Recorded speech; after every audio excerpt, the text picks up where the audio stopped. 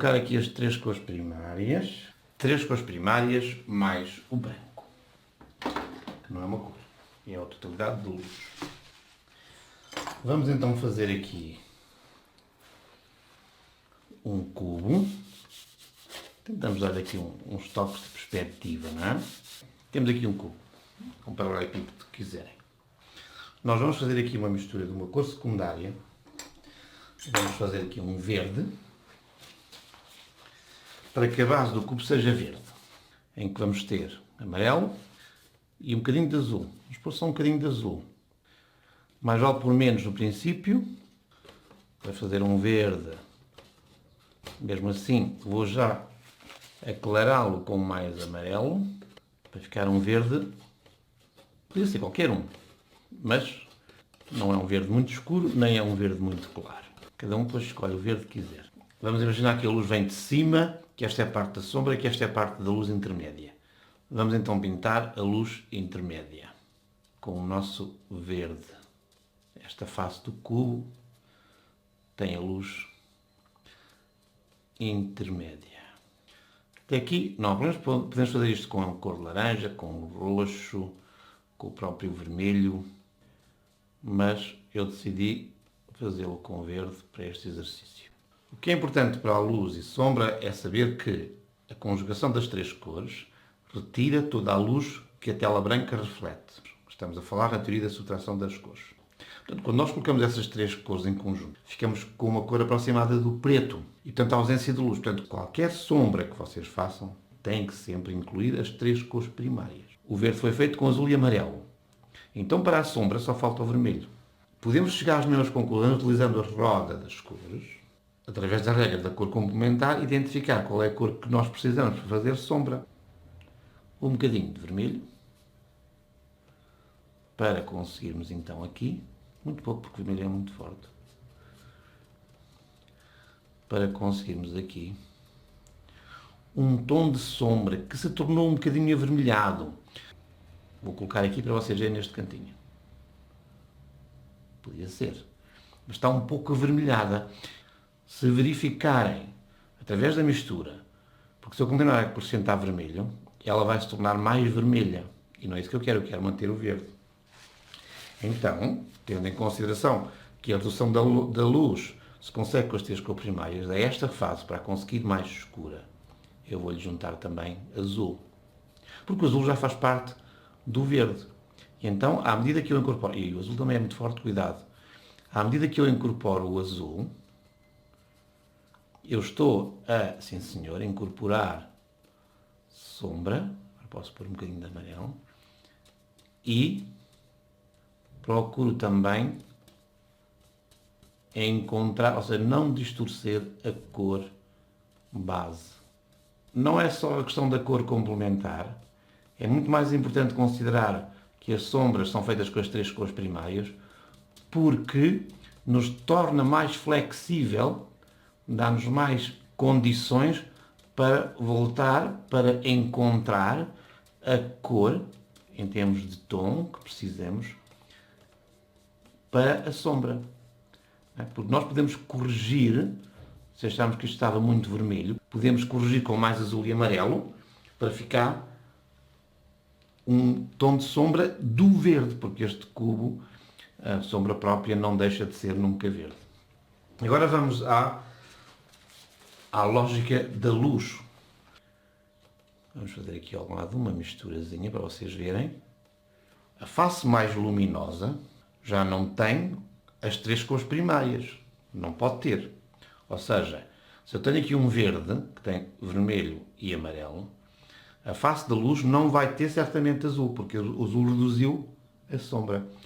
A face mais luminosa vai ter amarelo. Ou seja, da componente do verde vai ter mais amarelo e tornamos esta cor mais luminosa. O que acontece é que o tom do amarelo, deste amarelo, pode não ter luz suficiente que esta superfície reflete. E como é que então se acrescenta luz a esta mistura? Não sendo as três cores primárias, não, aqui no caso da luz, vamos acrescentar branco. Ou seja, misturando amarelo ao verde, eu consigo ter mais luz.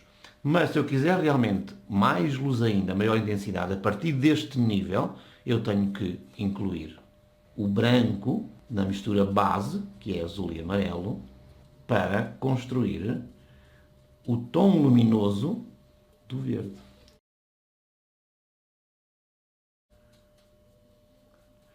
Se eu misturar aqui, eu consigo ter tons claros de verde sem entrar, não é, na cor amarela. Ou seja, o branco é realmente o elemento que nós podemos utilizar aqui na parte de cima, ok? E temos aqui um cubo luminoso. Este cubo parece estar um pouco no ar, não é? Se eu ainda puser aqui um sítio onde ele está suportado, posso criar aqui a sombra para lhe dar uma sensação de volume. Como é que eu crio a sombra nesta questão da teoria da luz e da cor, não é? Da luz e da sombra? Vou fazer uma mistura de amarelo, vermelho e azul para criar um preto. Este está muito vermelho, portanto metemos-lhe mais azul. Agora fica muito azul, metemos-lhe amarelo. Portanto, temos que equilibrar a cor e depois quando a misturarmos com o branco, ela tem que ser cinzento. Portanto, eventualmente até tem aqui um bocadinho mais de vermelho, de azul. Posso pôr vermelho para fazer um cinzento. Ora, o cinzento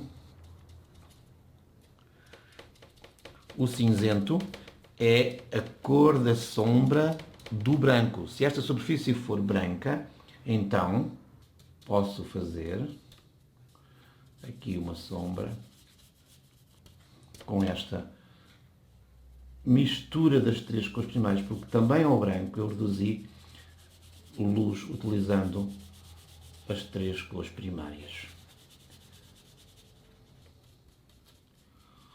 Ok?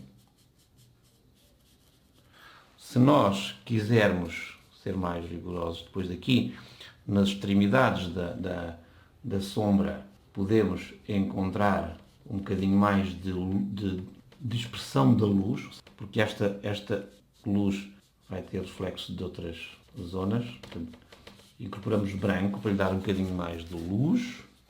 E se eu quiser aqui incorporar ainda mais escuro, coloco mais das três cores, porque quando estou a acrescentar cores estou a retirar a luz, não é? Também tem a ver com a quantidade, porque estamos a tapar o branco, e aqui nos pontos de escuridão tenho então uma zona mais escura, porque a luz não chega lá, e depois faço a ligação, torno homogénea a dispersão da luz e da sombra. Tenho aqui a sombra do branco, mais ou menos, que dá realmente a noção depois que tenho volume. Acrescento volume, porque conservo volume através dos tons das cores da sombra própria e depois também da sombra projetada. Isto é um bónus. Isto já não tem a ver com luz e sombra. Se eu quisesse dar um grande destaque ao cubo, eu aproveitava aqui a cor complementar, com que construímos a sombra, e com essa cor complementar no fundo, eu realço o próprio cubo. As cores complementares misturadas permitem-nos retirar luz aos nossos objetos. As cores complementares pintadas na proximidade do objeto, o que vão fazer é salientar, destacar o objeto pintado. Aqui temos o nosso estudo de luz e sombras. Podem fazer este exercício, este fizemos com uma cor secundária, experimentem fazer o exercício com uma cor primária. Pintem o vermelho nesta base e depois, para obter sombra, se este é o vermelho, como precisa das três cores primárias, precisam do amarelo e do azul para fazer a parte da sombra.